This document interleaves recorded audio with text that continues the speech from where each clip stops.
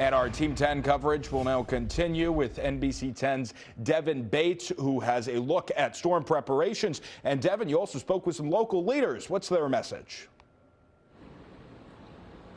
Well, that's right. There is definitely a sense of exasperation right now in downtown Providence. People we are talking with, just as these snowbanks are starting to melt from the previous storm, you can feel the intensity of this current storm coming in, starting to impact the area. Once again, Providence preparing to dig out. We're just talking about the challenges to find parking from the last storm, so I can only imagine how hard it's going to be this time. Providence Mayor Brett Smiley is confident this storm response won't be a repeat of the one back in January. He was out earlier in the day as city residents picked up free industrial-grade salt in 5-gallon buckets on Shipyard Street. We asked him about the city's preparedness for the incoming storm. It's going to be a multi-day cleanup effort. DPW is ready, along with the Parks Department and everyone else who's involved in snow operations here in Providence.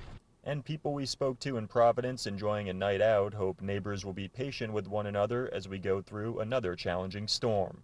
I just hope people are more courteous and take turns when roads are super built up with the snow and, just wait, be patient, please.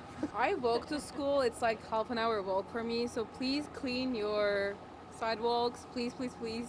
I need to get to school on Tuesday. And roads are being pre-treated here tonight in Providence as well as into tomorrow morning. Now in Providence, the parking ban begins at 3 p.m. tomorrow as well. Reporting live in Providence, Devin Bates, NBC 10 Night Team.